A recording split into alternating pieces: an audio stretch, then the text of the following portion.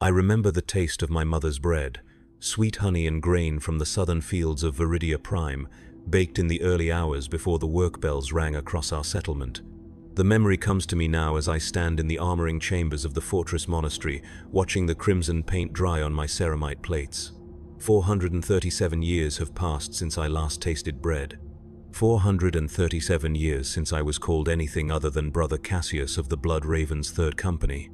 They tell the children of the Imperium that we are angels, living gods wrapped in blessed armor descended from the Emperor's own genetic legacy to protect humanity from the darkness beyond the stars. In their picture books and cathedral murals, we shine like silver saints, our bolters singing hymns of righteousness as we cut through heretic and alien alike. The propaganda feeds speak of our glory, our honor, our eternal vigilance.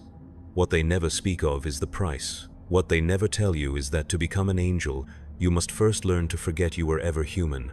I was 11 when the chaplains came to our world, 11 years old, playing war games in the agricultural fields with my younger brother Matthias while our parents worked the harvest lines. The sky was the color of burnished copper that day, heavy with the promise of rain that would never come. The drought had lasted 6 months, and the planetary governor's tithes remained unchanged. People were beginning to whisper words that would have earned them a flogging in the capital, but in the outer settlements, desperation breeds loose tongues. The thunder started just after midday prayer. Not the rumble of weather, but something deeper, more mechanical. Matthias and I climbed the tallest grain tower in our sector to get a better look, our small hands gripping the rusted ladder rungs as we ascended toward the sound.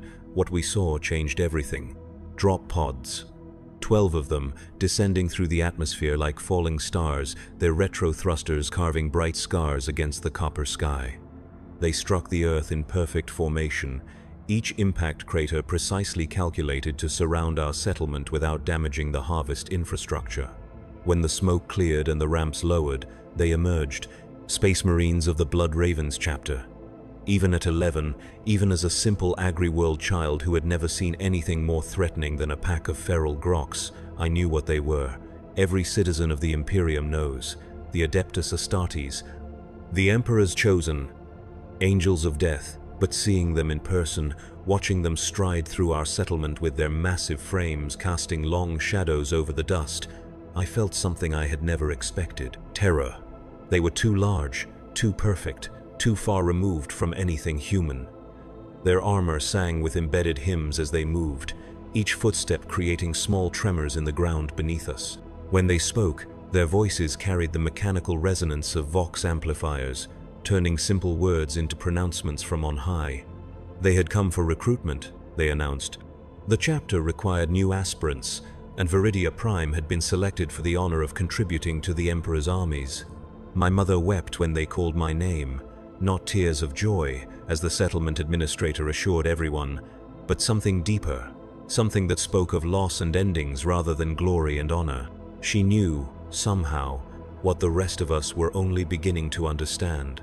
Her son would leave that day, but he would never return. The thing that came back, if anything came back at all, would wear his face but carry none of his heart.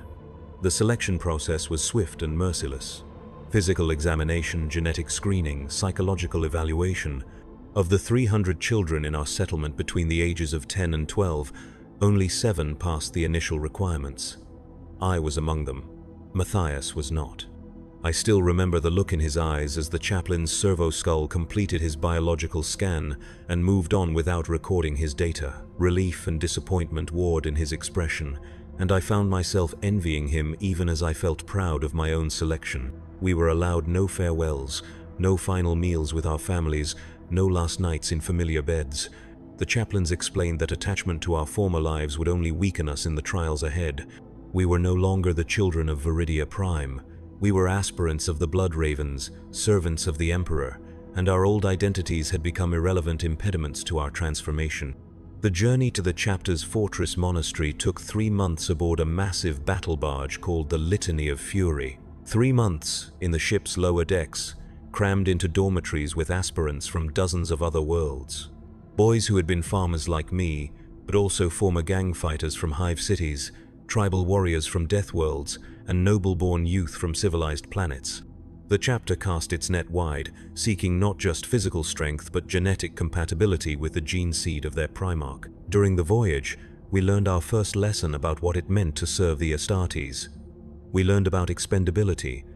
Of the 47 aspirants who had boarded the ship, only 32 survived the journey. Some died from failed medical procedures as the ship's apothecaries began the preliminary organ implantation process. Others succumbed to the constant combat training, their bones snapping under the weight of conditioning regimens designed to prepare human children for superhuman trials. A few simply broke mentally, their minds unable to process the magnitude of what they were becoming. Those ones were the fortunate ones. They died quickly. The fortress monastery of the Blood Ravens sits on a moon called Aurelia's Grief, orbiting a dead star in a system long forgotten by Imperial cartographers. It is a structure of impossible scale, carved from the moon's living rock and reinforced with adamantium bulkheads that could withstand orbital bombardment. Gothic spires reach toward the void like grasping fingers, each one housing training chambers, meditation cells, and the countless artifacts that the chapter has recovered from across the galaxy. Walking through its corridors for the first time, I felt the weight of history pressing down on me. 10,000 years of warfare had passed through these halls. Thousands of aspirants had walked the same paths I walked, and most of them had died in the trying. The walls themselves seemed to whisper of failure and sacrifice, of boys who had dreamed of becoming angels and found only death waiting for them in the darkness. The true trials began immediately upon our arrival. They called it the Proving, though I would later learn that this was merely the first of many tests designed to break us down and rebuild us according to the chapter's needs. For 6 months, we were subjected to physical conditioning that would have killed fully grown men from our homeworlds. We ran obstacle courses in powered armor too heavy for our developing frames. We fought hand-to-hand combat exercises against servitors programmed to maim rather than simply defeat us. We studied the Codex Astartes until we could recite its tactical doctrines in our sleep, and then we were tested on our knowledge while enduring pain that would have driven adults to madness. Of the 32 aspirants who had arrived on Aurelia's Grief, only 18 survived the first month. The others were interred in unmarked graves in the monastery's lower chambers, their names recorded in the chapter's archives but never spoken aloud again. We were forbidden to mourn them. We were told that grief was a weakness that would compromise our effectiveness as warriors. Those who showed signs of emotional attachment to their fallen brothers were subjected to additional conditioning, a process that involved drugs, hypno-indoctrination, and in some cases, surgical modification of brain chemistry. I learned to stop caring about the names of the boys who disappeared during training. It was a survival mechanism, but it was also something more fundamental, a necessary amputation of human empathy that would serve me well in the centuries to come. The first organ implantation came at the end of our initial training period. The secondary heart, they called it. A backup cardiovascular system that would allow us to survive wounds that would kill normal men. The surgery took place in the monastery's deepest chambers, in operating theaters that dated back to the days of the Great Crusade. Ancient machinery hummed with barely contained power as the apothecaries prepared their instruments, their servo arms moving with mechanical precision as they opened my chest and began reshaping my physiology. I was conscious throughout the procedure. The apothecaries explained that pain was part of the process, that learning to function while experiencing agony was a crucial skill for any Space Marine. They were right.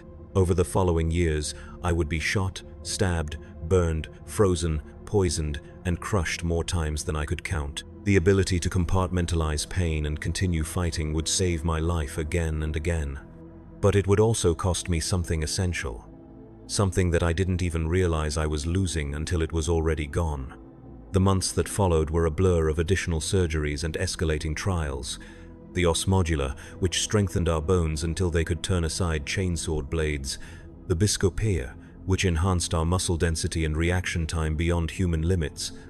The hemastamen, which improved our blood's oxygen-carrying capacity and allowed us to survive in environments that would asphyxiate normal humans. Each implant brought us closer to the Astartes ideal, but further from the children we had once been. I stopped dreaming about my mother's bread during this period. I stopped dreaming about Matthias, about the copper sky of Viridia Prime, about anything that connected me to my previous existence. The chapter's conditioning programs were designed to sever these ties, to create warriors who would serve the Emperor without the distraction of personal loyalties or emotional attachments. They were remarkably effective. By the time I received my 13th organ implant, the catalepsian node that allowed me to remain alert even during periods of rest, I had forgotten what it felt like to miss home. I had forgotten that I had ever had a home at all. The black carapace was the final implantation, the interface that would allow me to merge with the machine spirits of power armor and weapons. It was also the most dangerous. Of the 11 aspirants who had survived to that point, 4 died during the procedure. Their bodies rejected the synthetic material, and they expired in agony as their immune systems attacked the foreign tissue. We watched them die in the recovery chambers, their forms convulsing as the carapace toxins spread through their bloodstreams. I felt nothing as they screamed. Nothing at all. This absence of feeling was the truest sign that my transformation was complete. I had become something that could watch children die without experiencing grief or compassion, something that could witness suffering and remain focused on tactical objectives. I had become what the Imperium needed me to be. I had become a weapon. The ceremony that marked my full induction into the Blood Ravens took place in the chapter's Reclusium, a vast cathedral chamber carved from black stone and illuminated by thousands of devotional candles. Chaplain Mordecus spoke the words of binding, the oath that would tie my soul to the chapter's service for whatever remained of my existence. I knelt before the altar of the Emperor and swore to defend humanity against its enemies, to serve the throne without question, and to die before allowing dishonor to stain the chapter's reputation. When I rose from that altar, I was no longer the farm boy from Viridia Prime.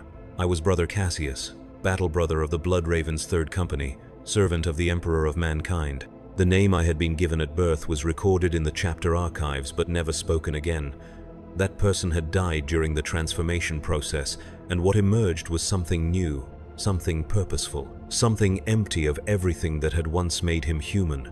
My first combat deployment came 3 months later. Aboard the strike cruiser Righteous Fury, our destination was a forge world called Metallica Zevon, where reports indicated a possible chaos incursion threatening the planet's industrial output. The journey took 6 weeks through the warp, 6 weeks during which I experienced my first true taste of what existence as a Space Marine would entail. Training.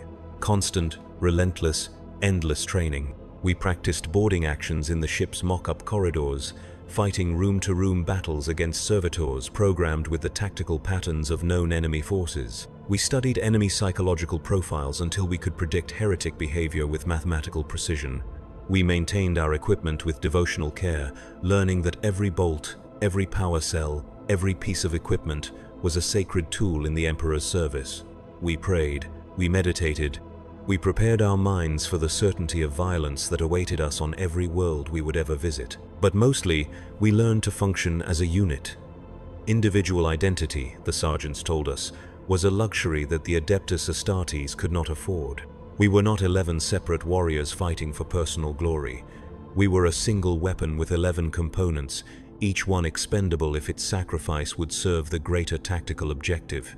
This lesson was reinforced through combat simulations where squad members were randomly designated as casualties, requiring the survivors to adapt their tactics on the fly while showing no emotional response to their brothers' deaths. I learned to watch my squad mates die and immediately reassess my firing angles to maximize the effectiveness of our remaining firepower.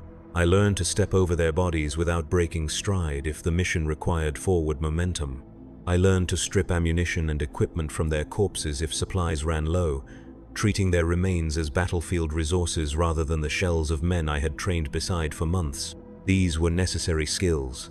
In the campaigns that followed, they would save my life and the lives of countless Imperial citizens. But they came at a cost that the recruitment posters never mention, a price paid in the gradual erosion of everything that had once made me capable of human connection. Metallica 7 was a world of perpetual industrial twilight, its skies choked with the exhaust of 10,000 manufactorums, while its surface remained hidden beneath layers of rockcrete and steel. The chaos incursion had begun in the planetary capital's lower industrial sectors, where reports suggested that factory workers had been engaging in forbidden rituals involving the machine spirits of their equipment.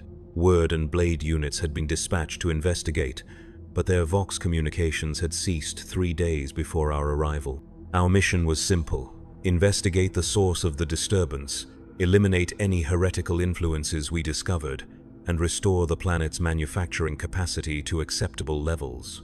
The lives of the individual workers were considered acceptable losses if their sacrifice preserved the Forge world's strategic value to the wider war effort.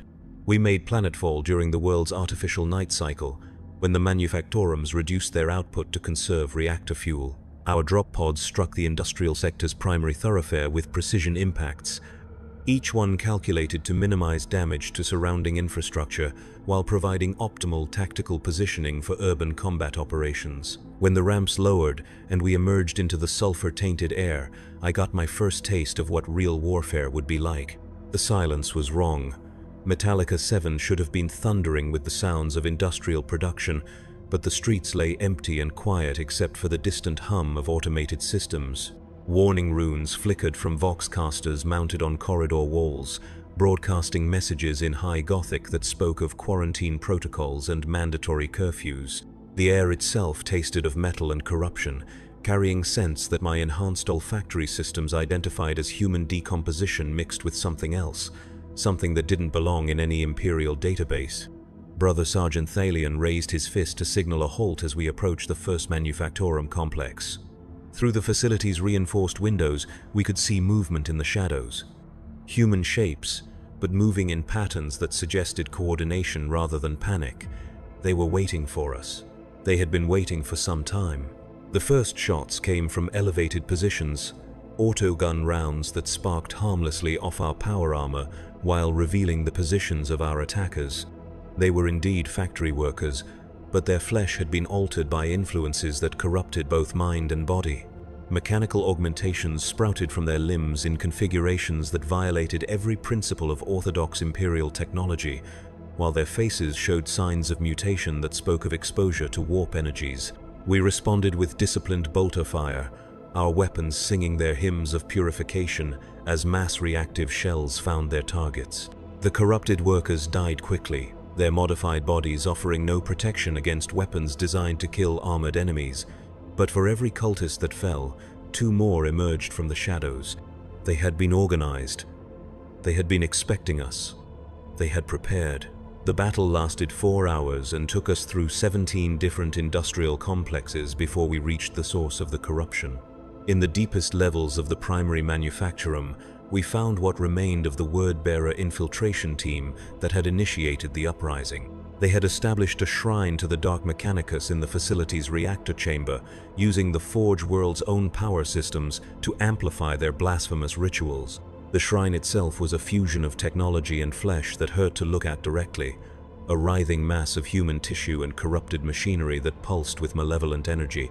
Standing before the shrine was something that had once been human, but now served as a vessel for the powers that dwelt in the warp. It spoke to us in voices that belonged to the dead workers, promising us knowledge that would surpass the limited understanding of the Omnissiah.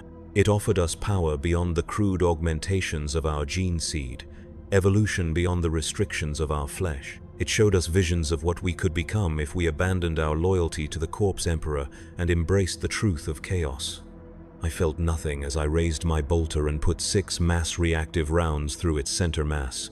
Nothing except satisfaction at the successful completion of our mission parameters. The corrupted being collapsed into constituent flesh and metal components, its death cry echoing through the reactor chamber as the shrine's power source flickered and died. The corruption that had spread through Metallica the Seven's industrial sector would wither without its focal point, and the planet's manufacturing capacity could be restored within standard parameters. We had won our first victory. We had served the Emperor. We had protected the Imperium from the influence of chaos. Everything had proceeded exactly as our training had prepared us to expect.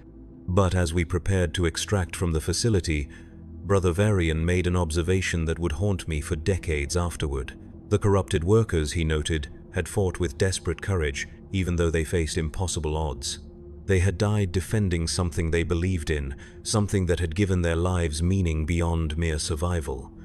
Their corruption had been absolute, their damnation certain, but they had died with purpose. We, by contrast, had killed them efficiently and without emotion. We had served our function perfectly, but we had felt nothing while doing so. No anger at their heresy, no satisfaction at their defeat, no grief for the lives they had wasted in service to dark powers. We had simply eliminated them because our orders required it, the same way we might repair a damaged piece of equipment or clean the barrel of a bolter. This realization should have troubled me, but it didn't. I had been conditioned to see this emotional emptiness as strength rather than loss. But sometimes, in the quiet moments between missions, I would find myself wondering what it might feel like to care about something enough to die for it, to believe in something so deeply that death seemed preferable to abandonment of that belief. I would never know. The conditioning that had made me an effective warrior had also made me incapable of that kind of faith. I served the Emperor because I had been programmed to serve, not because I had chosen to believe. I fought chaos because my orders required it, not because I understood why their influence was worth opposing. I protected humanity not from love, but from duty, and duty without love is simply obedience to authority. This is what they don't tell you about becoming a Space Marine. Yes, you gain strength beyond human limits. Yes, you acquire weapons and armor that make you nearly invincible against conventional threats. Yes, you become part of something larger and more significant than any individual could hope to achieve alone. But you lose the ability to choose your own path. You lose the capacity for doubt, for questioning, for the kind of independent thought that might lead you to make decisions based on personal conviction rather than institutional obligation. You lose the ability to form meaningful relationships with other human beings because you are no longer human yourself. You become a tool in service of an ideal that you can no longer truly comprehend because you lack the emotional capacity to understand what makes that ideal worth preserving. The campaigns that followed Metallica 7 blended together into a continuous cycle of violence and victory. Orc incursions on agri-worlds where we slaughtered greenskins by the thousands while the local populations cheered our arrival. Tau expeditions on industrial planets where we fought running battles against pulse rifle formations and battlesuits that could match our power armor pound for pound. Tyrannid swarms on death worlds, where we held defensive positions until ammunition ran low and then continued fighting with combat knives and bare hands until reinforcements arrived or we died in the attempt. Each campaign taught me new lessons about warfare, about tactics, about the countless ways that enemies of the Imperium could be killed or neutralized. I learned to read battlefield conditions at a glance, to adapt our squad's firing patterns to maximize casualties while minimizing ammunition expenditure. I learned to identify weak points in enemy formations and exploit them with surgical precision. I learned to fight in every environment, from the vacuum of space to the crushing depths of ocean trenches, against every type of threat, from mindless beasts to strategic masterminds who could anticipate our movements and counter them with equal skill. But I never learned to care about the people we were ostensibly protecting. The billions of Imperial citizens who lived and died according to the outcomes of our battles remained abstract concepts rather than individuals worthy of personal concern. They were strategic assets to be preserved when possible, and acceptable losses when necessary. Nothing more, nothing less. This emotional detachment served me well when we were deployed to deal with rebellion on civilized worlds. Worlds where Imperial citizens had been led astray by charismatic leaders who promised them better lives if they threw off the yoke of Imperial taxation and regulation. Worlds where families fought against our arrival because they genuinely believed that independence would serve their children's interests better than continued membership in the Imperium. On Castellan IV, we fought through residential districts where every building had been turned into a fortress by citizens who had decided that death was preferable to surrender. They used furniture as barricades, kitchen knives as weapons, and their own children as human shields, because they knew that we would not hesitate to fire through civilian casualties to reach our tactical objectives. They were right. We didn't hesitate. We couldn't hesitate. The conditioning that had stripped away our capacity for empathy had also eliminated our ability to recognize the moral complexity of situations where good people found themselves on the wrong side of Imperial policy. I killed a woman on Castellan IV who was trying to evacuate her infant son from a building that we needed to secure for strategic reasons. She was unarmed, posed no threat to our mission, and was clearly attempting to preserve innocent life rather than resist our operations. But she was in our way, and eliminating obstacles was part of our function. I put a single bolt round through her center mass and continued advancing without breaking stride. The infant died in the subsequent explosion when Brother Gavius used frag grenades to clear the rest of the building. I felt nothing. No regret, no guilt, no sense that I had committed an act that might be worthy of moral consideration. The woman had been a tactical problem that required a tactical solution. Her death had served the Emperor's interests by allowing us to complete our mission more efficiently. The infant had been an acceptable casualty in service of the greater strategic objective. These were facts, not tragedies.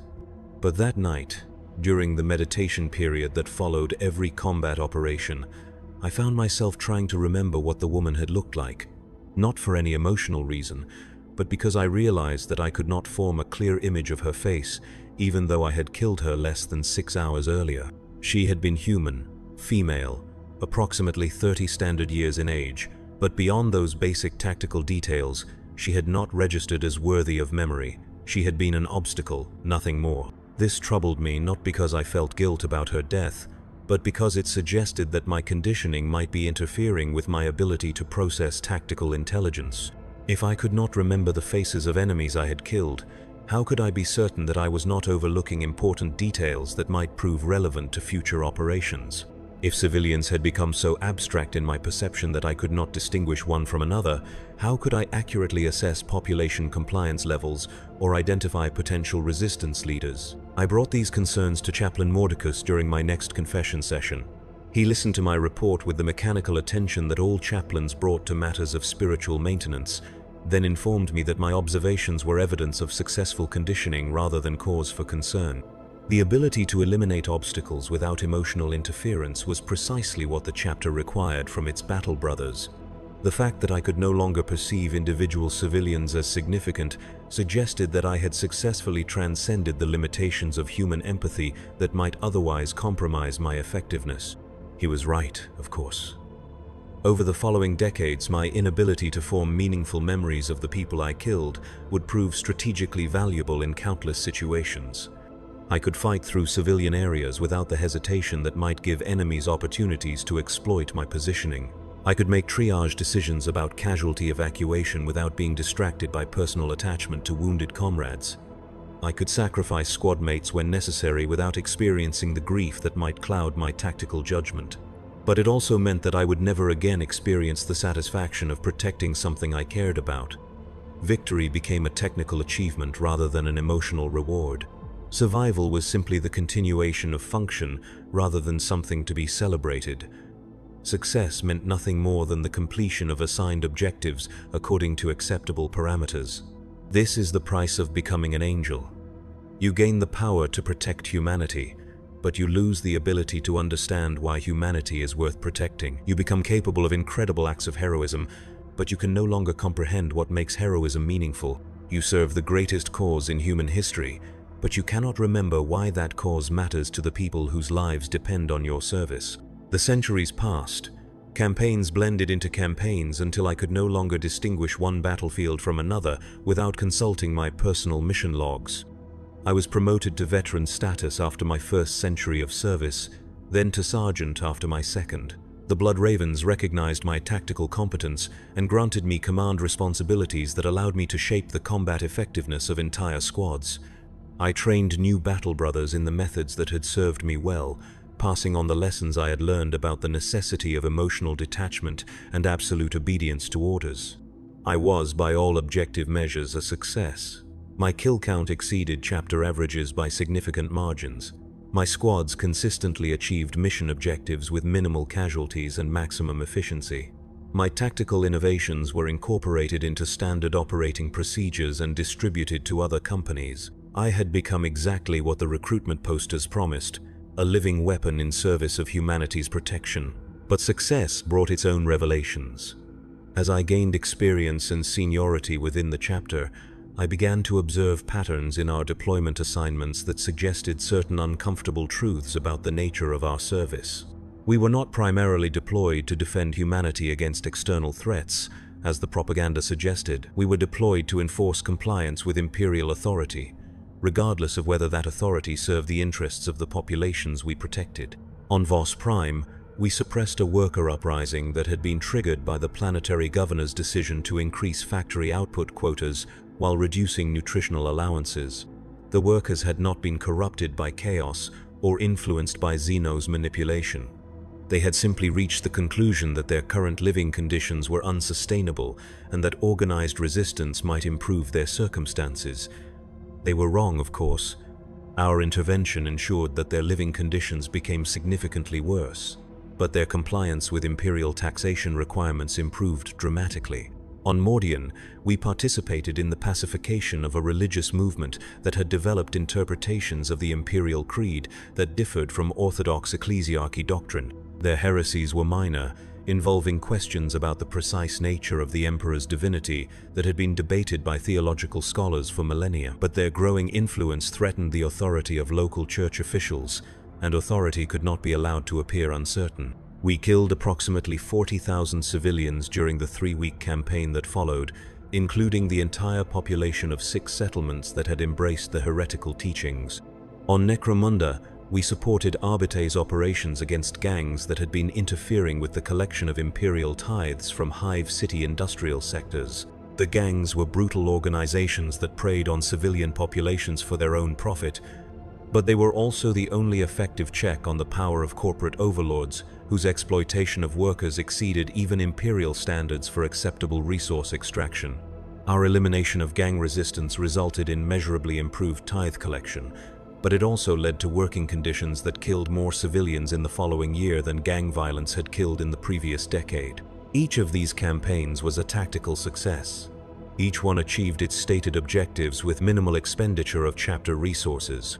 Each one strengthened imperial control over populations that might otherwise have developed independence movements or resistance organizations. Each one served the emperor's interests by ensuring continued compliance with centralized authority.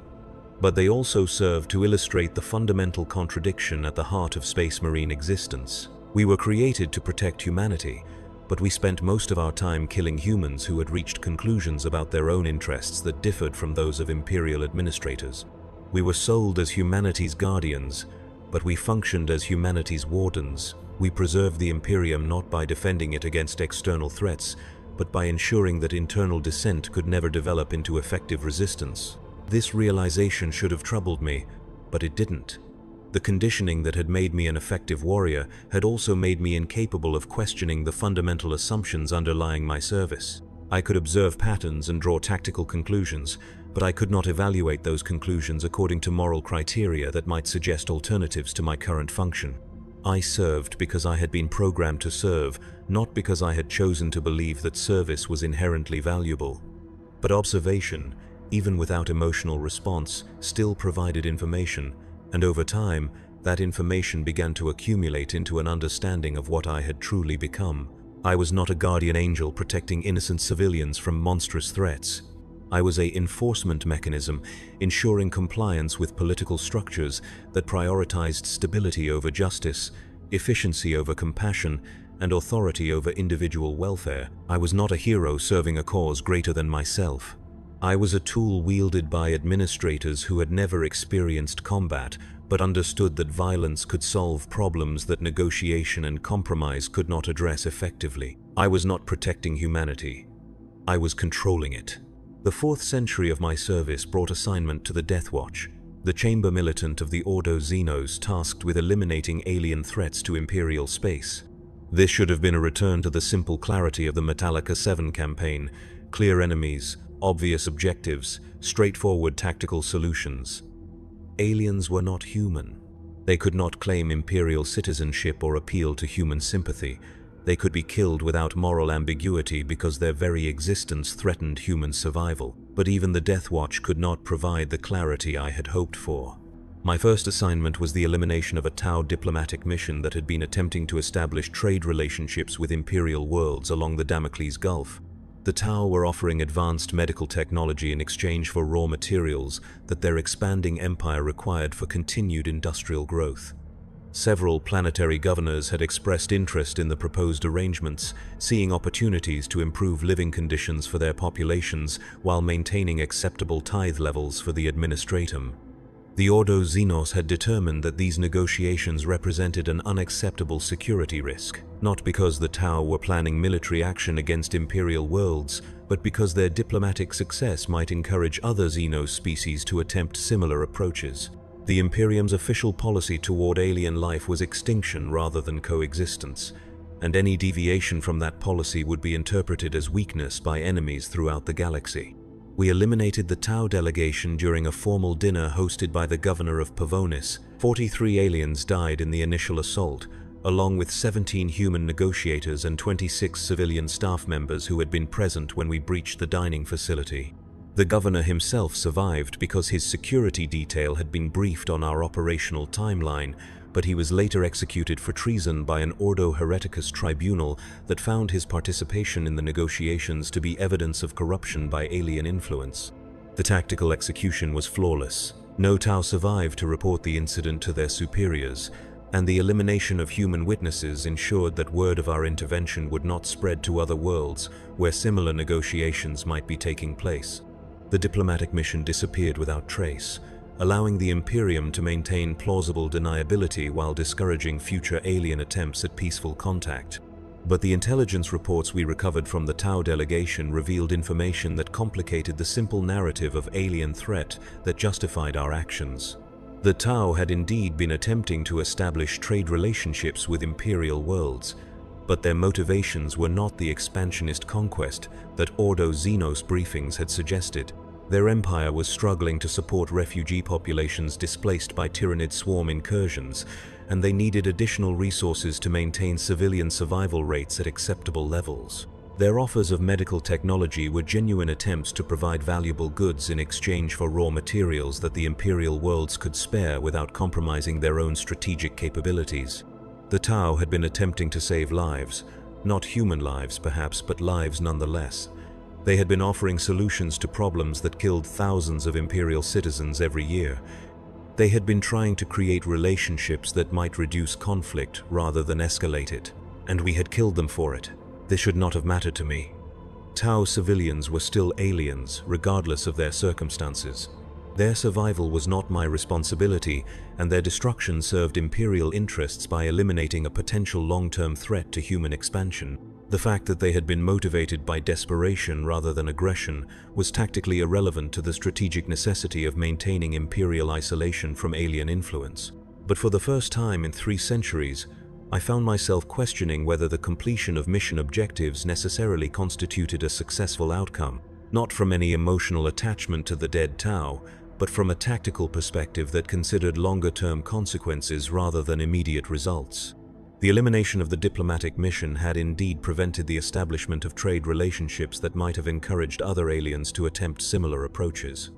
But it had also eliminated opportunities for intelligence gathering that might have provided valuable information about Tau capabilities, intentions, and weaknesses. It had strengthened Imperial isolation, but it had also eliminated potential allies against Tyranid incursions that threatened both human and Tau populations. It had preserved ideological purity, but it had sacrificed strategic flexibility that might prove crucial in future conflicts. These observations troubled me not because I felt regret about the deaths we had caused, but because they suggested that the decision-making processes that governed our deployment might be prioritizing abstract principles over concrete results. If the Imperium's survival was truly our primary objective, then shouldn't we be willing to compromise on ideological positions when such compromises offered strategic advantages? If protecting humanity was our ultimate goal, then shouldn't we be willing to work with aliens when such cooperation served human interests? But the conditioning that had made me an effective warrior had also made me incapable of pursuing such questions to their logical conclusions. I could observe inconsistencies in Imperial policy, but I could not evaluate whether those inconsistencies were problems that required solutions or necessary sacrifices in service of objectives that I was not qualified to understand. I could identify tactical alternatives that might achieve better outcomes, but I could not determine whether better tactical outcomes were necessarily preferable to outcomes that better served political or theological considerations that superseded purely military concerns. I served because I had been programmed to serve. The fact that I no longer understood why my service was valuable did not change my obligation to continue serving. The fact that I could no longer remember what I was fighting to protect did not eliminate my duty to continue fighting. The fact that I had become something that could question its own purpose while remaining incapable of changing its behavior was simply another aspect of what I had become. The final revelation came during my 5th century of service, on a world whose name I was ordered to forget immediately upon completion of our mission. A world that officially did not exist in Imperial records, though it had once been home to 17 billion human souls. We were deployed there not to fight aliens or heretics, but to eliminate evidence of a failed experiment in Imperial genetic engineering. The world's population had been selected for a project that would have created humans capable of surviving in environments too hostile for normal colonization. Enhanced lung capacity for thin atmospheres, modified skin pigmentation for high radiation environments, improved bone density for heavy gravity worlds. The Adeptus Mechanicus had promised the Administratum that such modifications would allow Imperial expansion into previously uninhabitable systems, opening new frontiers for human colonization without the massive infrastructure investments that terraforming required. The project had succeeded beyond all expectations. The modified humans were indeed capable of thriving in hostile environments, but they had also developed capabilities that their creators had not anticipated. Enhanced cognitive function, improved disease resistance, extended lifespans that exceeded normal human ranges by centuries rather than decades. They had become something new, something that might eventually supersede baseline humanity entirely. This could not be allowed. The Imperium was built on the fundamental assumption that human nature was static, that the species had achieved its perfect form during the dark age of technology, and that any deviation from that form represented corruption rather than evolution. The modified humans represented a challenge to every principle that justified Imperial authority over human affairs. If humanity could be improved through scientific manipulation, then perhaps other aspects of Imperial doctrine were equally open to revision. The solution was total population elimination, followed by orbital bombardment that would reduce the world's surface to molten glass. No evidence of the experiment would survive. No modified humans would escape to spread their genetic alterations to other worlds, and no records would exist to suggest that the project had ever been attempted. The world would become another cautionary tale about the dangers of unsanctioned scientific research, a reminder of why the Adeptus Mechanicus required careful oversight from orthodox Imperial authorities. We were chosen for the mission not because of our combat capabilities, but because of our psychological conditioning. Normal Imperial Guard regiments might experience moral qualms about exterminating human populations that posed no military threat. Planetary defense forces might question orders that required them to kill their own species for the crime of successful evolution.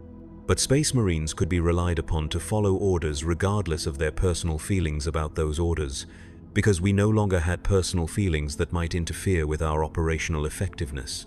The campaign lasted 6 months, not because the modified humans offered significant military resistance, but because 17 billion individuals required time to locate and eliminate even with orbital support.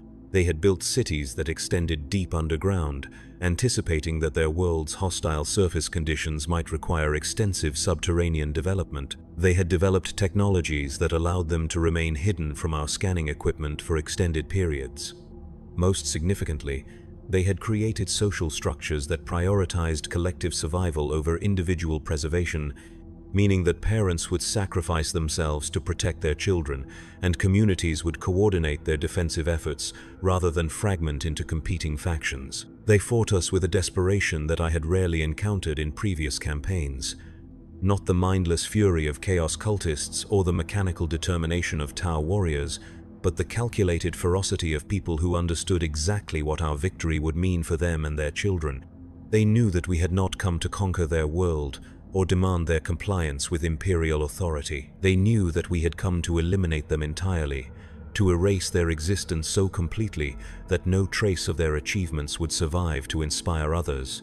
They fought like humans, defending their families, their homes, their future. They fought with the kind of passionate commitment that I had observed in the corrupted workers on Metallica the Seven, but directed toward preservation rather than destruction.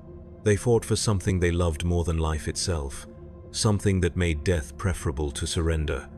And we killed them all. Every man, woman, and child. Every family line, every cultural tradition, every technological innovation that might have improved the human condition. We eliminated a civilization that had achieved in 3 generations what the Imperium had been struggling to accomplish for 10,000 years, not because they threatened humanity, but because they represented what humanity might become. I was present for the final phase of the operation, the elimination of the last underground shelter complex, where approximately 12,000 civilians had taken refuge. Men and women who had never taken up arms against the Imperium, children who had been born after our arrival and would die before their first birthdays, elderly individuals whose only crime was surviving long enough to witness the apotheosis of their species. They were not hiding when we breached their final defenses. They were not begging for mercy or attempting to negotiate terms for their survival. They were singing. 12,000 voices raised in harmonies that resonated through the tunnel systems they had called home, melodies that spoke of love and loss and hope despite the certainty of extinction. They were singing because they wanted their last act as a species to be beautiful rather than desperate, creative rather than destructive, human rather than merely functional. I killed them while they sang. We all did. Our bolters sang their own hymns as mass-reactive shells found their targets, each shot precisely calculated to ensure maximum casualties while minimizing ammunition expenditure. The music stopped in sections as voices were silenced forever, until only echoes remained to mark the passage of the last genetically enhanced humans in the galaxy. When the killing was finished and the orbital bombardment began, I stood on the command deck of our strike cruiser and watched the world die. Cyclonic torpedoes cracked its crust, while virus bombs sterilized any organic material that might have survived our ground operations. Within 6 hours, the world that had once been home to 17 billion enhanced humans had become a ball of cooling magma orbiting a star that would eventually be removed from Imperial navigation charts. The mission was a complete success. No evidence survived to suggest that the genetic enhancement project had ever been attempted. No modified humans escaped to spread their alterations to other worlds. No records existed to indicate that humanity might be capable of evolution beyond its current limitations. The Imperium remained secure in its assumptions about the static nature of human biology and the necessity of preventing unauthorized scientific research. But as I watched that world burn, I found myself remembering something I had not thought about in centuries: the taste of my mother's bread. Sweet honey and grain from the southern fields of Viridia Prime, baked in the early hours before the work bells rang across our settlement. The memory came without warning, without context, without explanation. I had not thought about my mother or my childhood or anything connected to my previous existence since my first century of service. The conditioning that had made me an effective warrior had successfully eliminated such attachments as unnecessary impediments to my function. Yet somehow, watching the destruction of 17 billion people who had died singing, I remembered what it felt like to be human. I remembered what it felt like to taste something made with love rather than mere nutritional necessity. I remembered what it felt like to anticipate pleasure rather than simply endure existence. I remembered what it felt like to be part of something that existed for reasons beyond tactical efficiency and strategic advantage. And I realized what I had lost. Not just my humanity, which I had been taught to regard as a necessary sacrifice in service of a greater cause. Not just my capacity for emotional response, which I had been conditioned to see as weakness that would compromise my effectiveness as a warrior. I had lost the ability to understand what made life worth living, what made survival worth struggling for, what made existence preferable to extinction. The enhanced humans had died singing because they still remembered what it meant to be human despite their genetic modifications. They had preserved something that I had been systematically stripped of during my transformation into an instrument of imperial will. They had remained capable of love, of hope, of beauty, of all the things that gave meaning to existence beyond mere biological function. I had become something that could eliminate beauty without comprehending what beauty was. I had become something that could destroy love without understanding what love meant. I had become something that could extinguish hope while remaining ignorant of what hope offered to those who possessed it. I had become the perfect servant of an empire that preserved humanity by destroying everything that made humanity worth preserving. But this realization changed nothing. I could observe the loss without regretting it, understand the sacrifice without questioning its necessity, recognize the price without considering it excessive.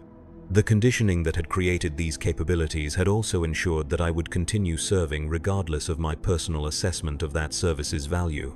I was incapable of rebellion, incapable of doubt, incapable of choosing a different path, even if I could imagine what such a path might entail. I was exactly what the Imperium needed me to be. Nothing more, nothing less. The centuries since that nameless world have blended together into an endless cycle of deployment and victory, conflict and resolution, service without purpose or satisfaction, or hope of anything beyond continued service. I have killed millions of enemies of the Imperium, protected billions of Imperial citizens, and preserved the stability of countless worlds against threats both internal and external. I have served the Emperor faithfully for over 400 years, and I will continue serving until battle damage or age finally claims my enhanced physiology. I am a hero of the Imperium, a living legend, a guardian angel protecting humanity from the darkness beyond the stars. Children throughout Imperial space dream of becoming what I have become, imagine themselves wielding the weapons I carry, and wearing the armor that has turned aside countless attacks. They see me as the embodiment of everything noble and pure about human civilization, a figure worthy of worship and emulation. They do not know that I can no longer remember why their dreams matter. They do not know that I have forgotten what it feels like to care about anything beyond the completion of assigned objectives. They do not know that I have become something that can protect them without understanding what makes them worth protecting, something that can serve their interests without comprehending what those interests entail. They do not know that in becoming their guardian, I have ceased to be one of them. And perhaps that is the greatest victory chaos could achieve against the Imperium, not the corruption of its servants, but the creation of servants so pure in their dedication that they can no longer comprehend the value of what they serve. Not the destruction of humanity, but the transformation of humanity's protectors into something that preserves human life without preserving human meaning. We are the Adeptus Astartes. We are the Emperor's finest warriors. We are the shield that stands between mankind and the darkness that would devour it. We are no longer human, and we have forgotten why humanity matters. But we will continue serving. We will continue fighting. We will continue killing in the Emperor's name until nothing remains of us but the echoes of bolter, fire, and the memory of wars whose purpose we can no longer recall. We are angels without heaven, guardians without understanding, protectors without love. We are exactly what we were designed to be.